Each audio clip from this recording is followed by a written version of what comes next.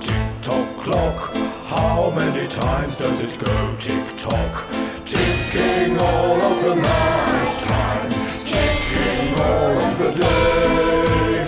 How many times does it go tick-tock? More enough than my mouth can say.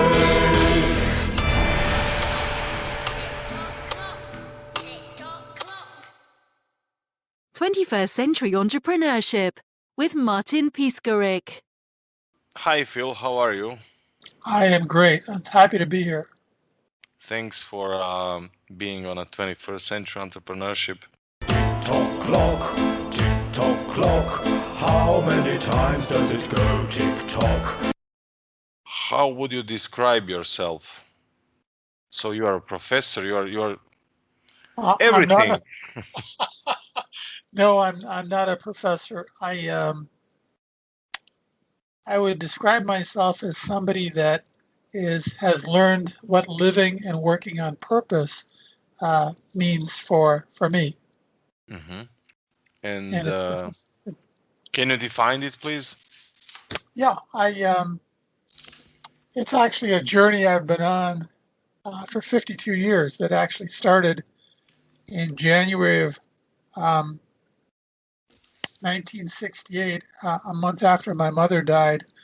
I decided I wanted to get on this path, and it's been an evolving process.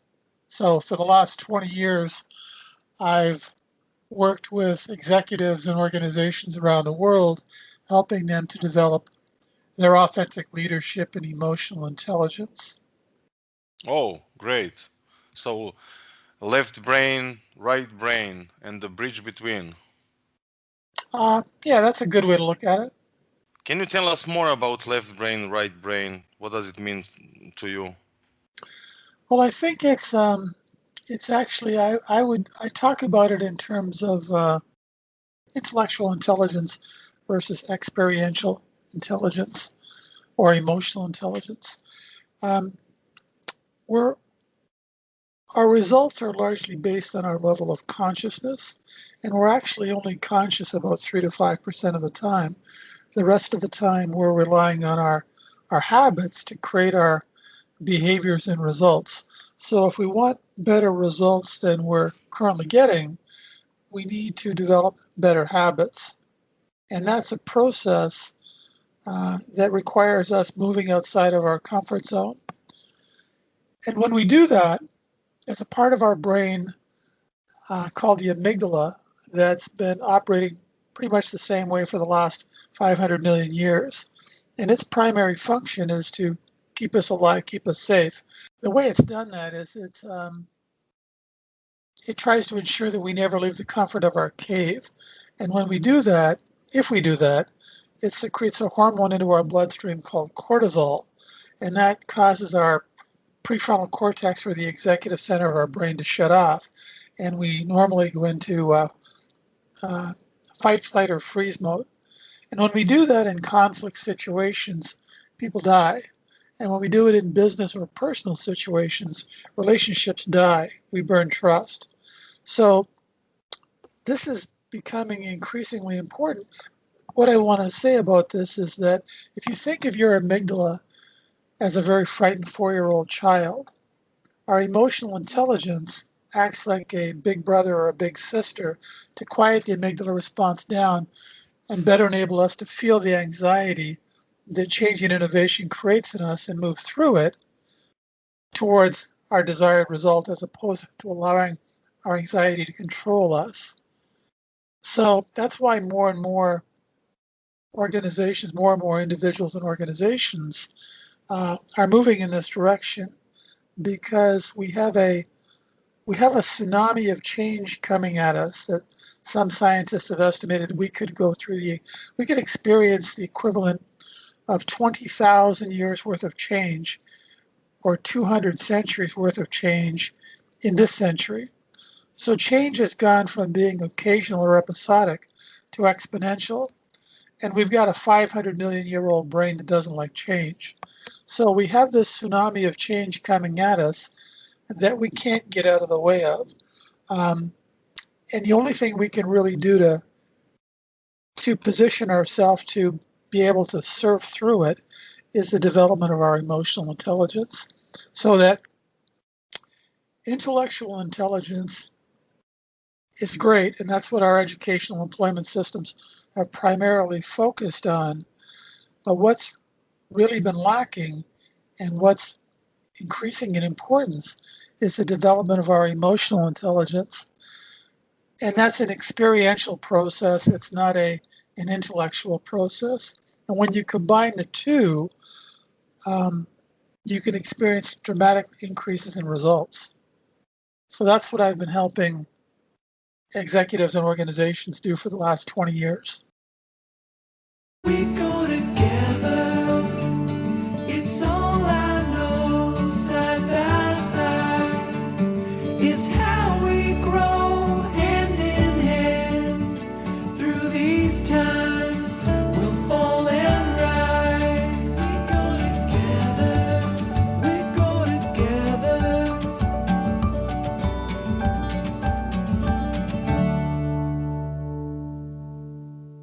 Let's dive a little bit deeper to experience perception loop. Mark, You know. that's a great question or a great comment. And what I tell, one of the first things I tell all of my new Master of Business Leadership clients is, I don't care what you think. I only care what you do, because your doing will change your thinking. Thinking rarely changes doing, but doing always changes the story we tell ourselves. So we can actually act our way into thinking differently. Ego versus consciousness. Ego is what gets in the way of consciousness. Ego is the false sense of who we think we are. And by doing the emotional labor of reconnecting with our authentic selves and developing our emotional intelligence, we actually become the observer of our ego. And that's how we raise our level of consciousness. So ego is really who we think we are, but it's not who we really are. And the point of raising our level of consciousness is to be able to distance ourselves from the fear-based habits that our egos have created. Phil, can you share with us an example of steps necessary or a model, maybe concept, to start going into direction of consciousness? As Yeah. a thought, as a contact with myself, Actually, as an okay. emotion. No. No? Let me back up even further, and then I'll give you an example. There's an underlying energy physics to all of this that makes the NBL habits and micro skills create better results. Let me explain. When we're born, we're not born with a conscious mind. Our consciousness doesn't kick in until we're about a year or so old. But we immediately start wiring up our brain.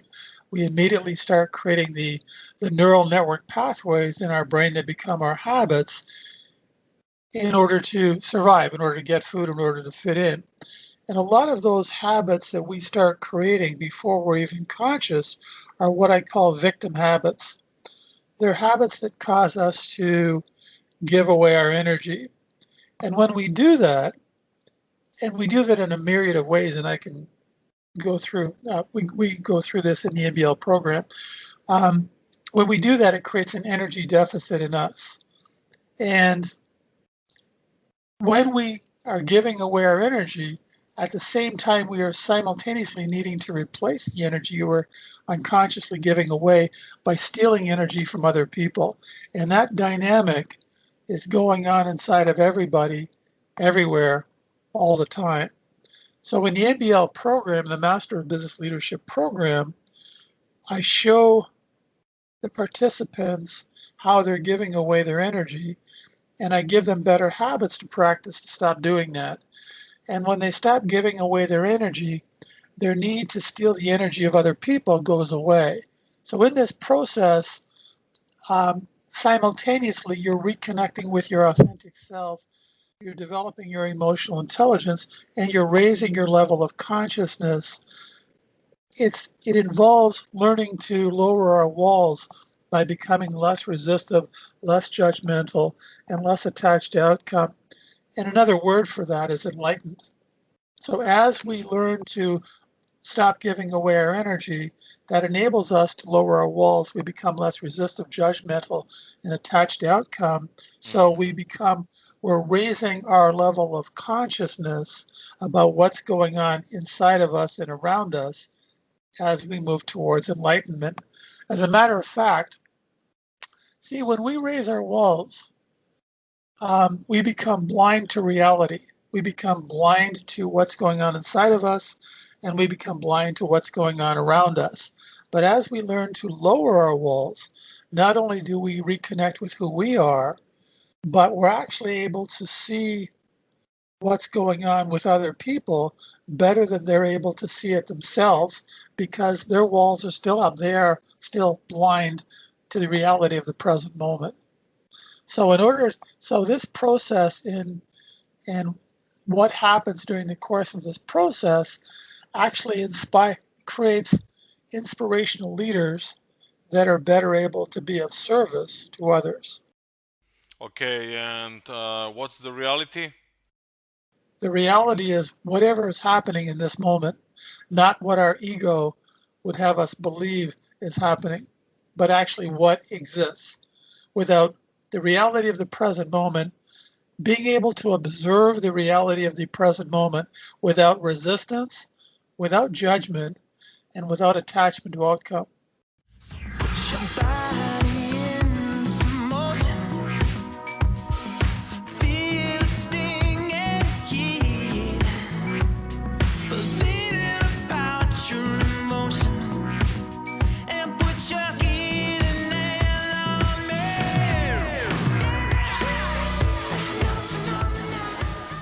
So Phil, how do people interact? Well, if an individual is not willing to do the emotional labor of reconnecting with who they are, their authentic self, and developing their emotional intelligence, then the only other alternative they really have to try and get better results is to try and control everybody else. If they're not willing to change themselves, which most people aren't, the only other alternative is to try and use some type of position-based power to get other people to change. And that is quite frankly how we've been operating for a long time, and it just doesn't work, and that's the trajectory we need to change. Let me talk about that a little bit more. Getting on this path to raising our level of consciousness and creating that distance from our ego always initially requires a leap of faith. And that leap of faith primarily usually comes about because the individual is in some level of pain. There's only two types of motivation. There's only two things that cause us to want to leave our comfort zone. Either pain, something we want to get away from, or passion, something we want to move towards. And very few people are connected with their passion. So those individuals that are actually willing to do the change that better results requires are usually driven, at least initially, by some type of pain they want to get away from. And that creates the motivation to take the leap of faith. Because the development of emotional intelligence is something you can only connect the dots in hindsight. So here's an analogy I use in my coaching with new clients to explain the journey. If you take a penny and you double it every day for 31 days, day 1 you've got a penny, day 2 you've got 2 pennies, day 31 you've got $10.7 million, day 32 you've got $23 million. The point here is this is not about money, but it's about the journey. The point is that it doesn't take any more effort to go from day 30 to day 31 than it did to go from day 1 to day 2, but it's a process. So in the beginning, it looks like you're doing a lot of work for little, and you are, because you don't know what you don't know. Later on, it looks like you're doing a little work for a lot, and you are, but it's a continuation of the journey you've been on. There are some clients I've been working with for over 10 years because the ROI never ends. The ROI keeps getting greater and greater and greater and greater as we distance ourselves from our egos and develop our emotional intelligence, which raises our level of consciousness. So it's most difficult, this journey is most difficult in the beginning because we're largely unconscious of what we don't know. So as we learn what we don't know, what our education and employment system didn't teach us, and we practice it, we learn to lower our walls. We learn to stop giving away our energy. We're moving towards enlightenment. Who owns the pain? The pain is generated by our ego. Our ego is a part of our physical body that has outgrown its usefulness. It's still there. It was important at one point in our evolution to be able to separate ourselves from others. But the purpose that it evolved, that created it, is now what's standing in our way of getting better results. It's creating the drama, chaos, and conflict that we see everywhere in the world. So that our trajectory needs to change in the sense that we need to recognize our ego, but also recognize that we are not our ego. We are not the labels we give ourselves and others. We need to become the observer of our ego, and we do that by raising our level of consciousness.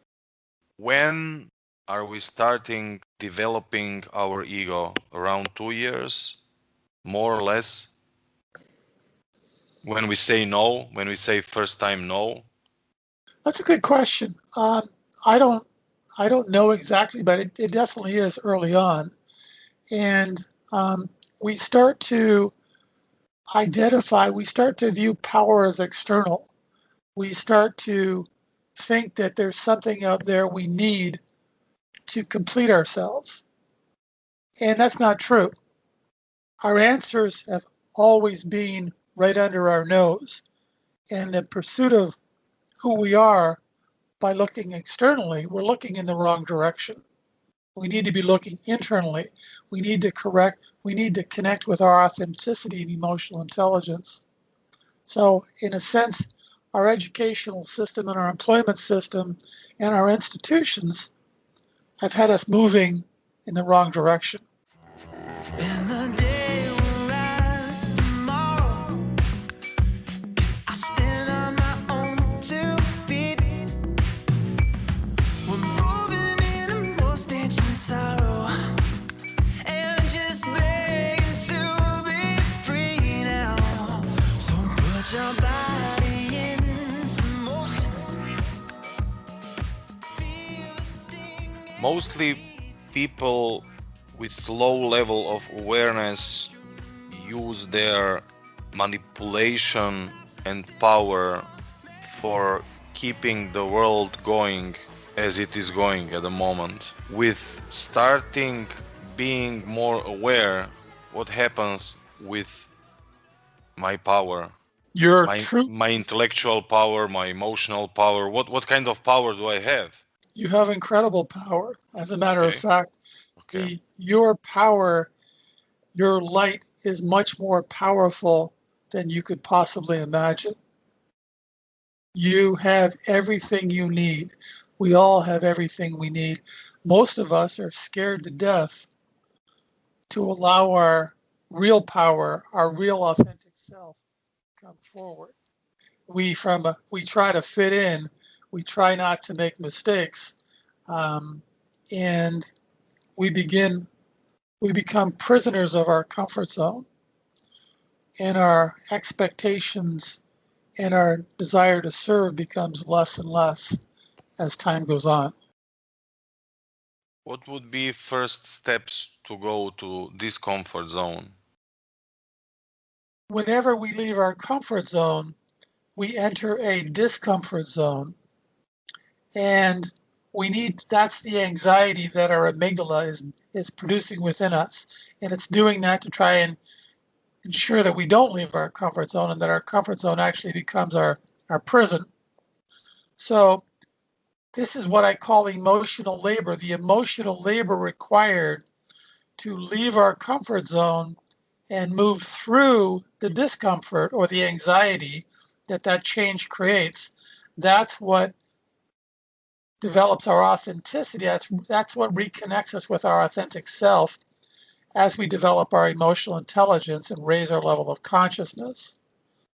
So you're right. There is a strong both biological and sociological resistance to our leaving our comfort zone. But that's the work we need to do if we want to get better results. 21st Century Entrepreneurship with Martin Piskarik. I'm leaving for New York on Friday.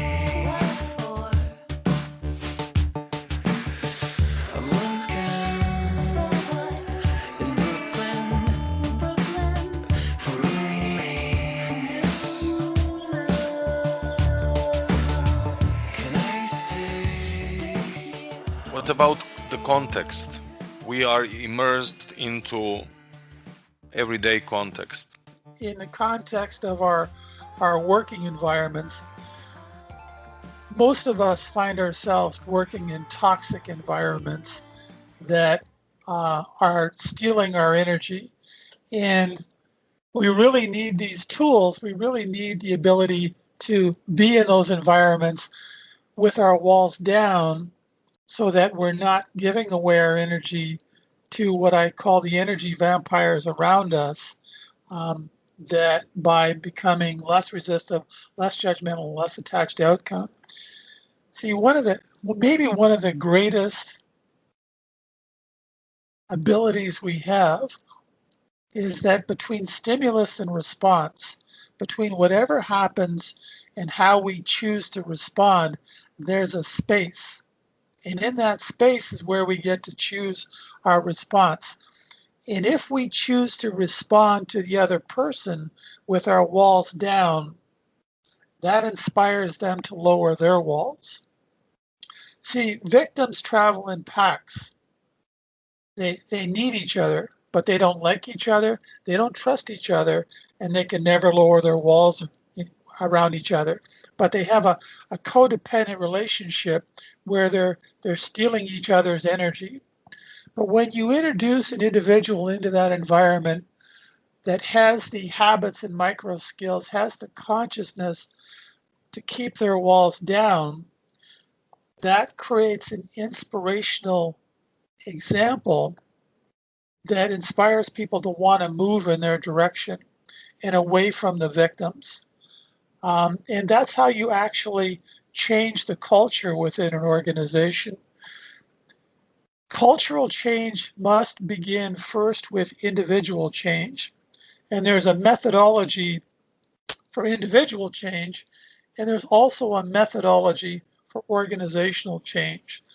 So where we are today is we're looking for those individuals that are willing to do the emotional labor necessary to raise their level of consciousness, and we're looking to help them so that in turn they can be part of the organizational, the cultural change that's needed. There's so much more to this world that lies unseen, and there are blessings everywhere.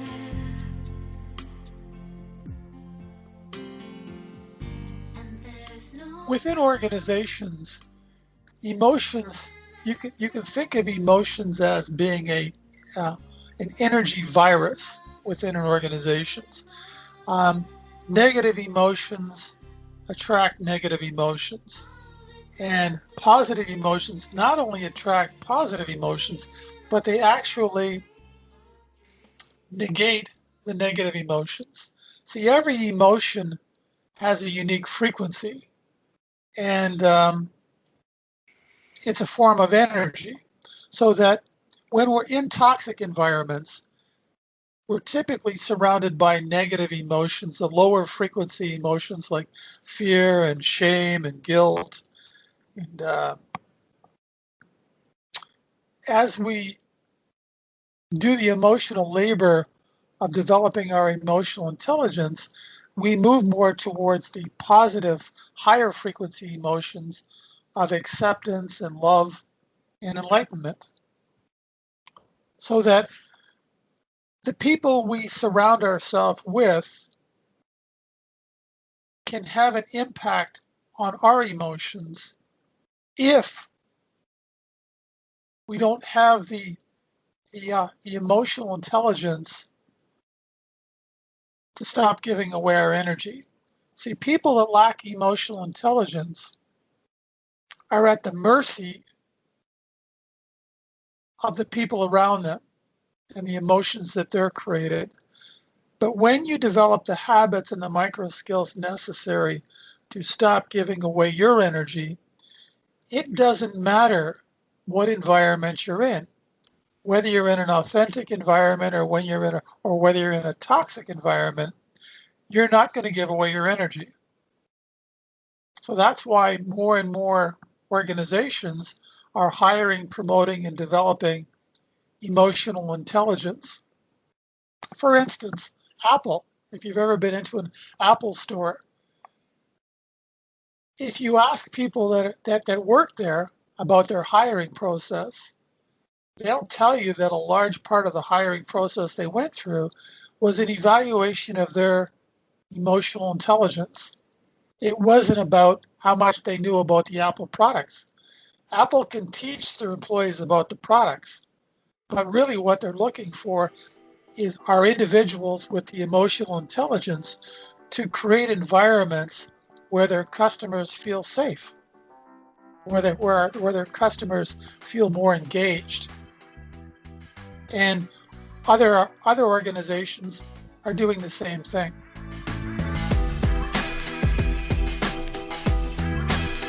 Twenty-first Century Entrepreneurship with Martin Piskarik.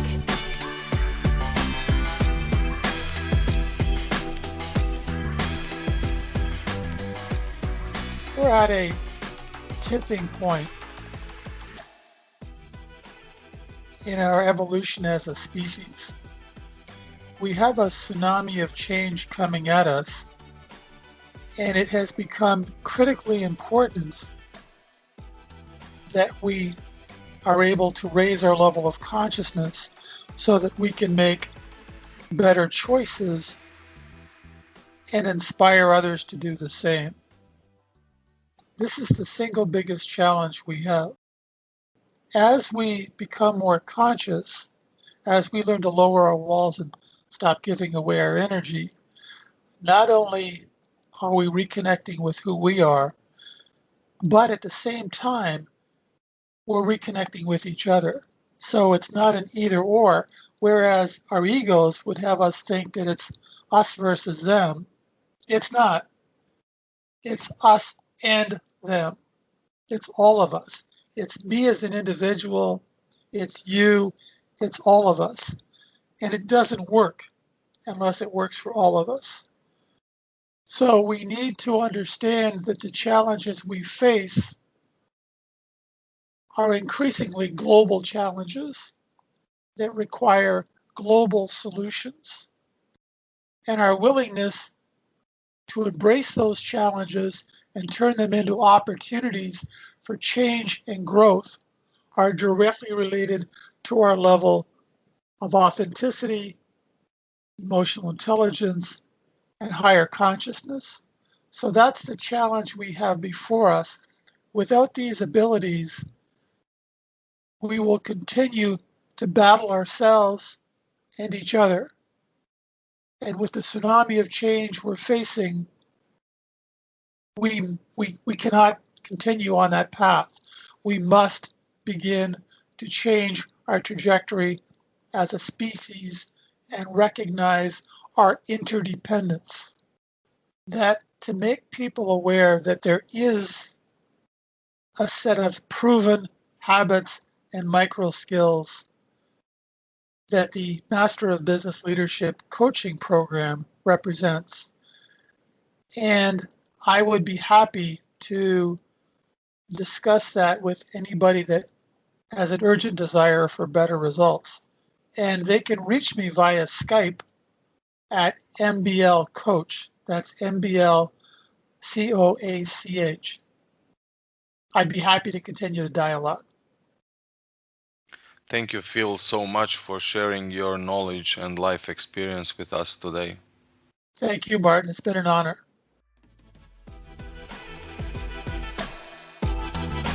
"21st Century Entrepreneurship" with Martin Piskarik. Thanks for listening.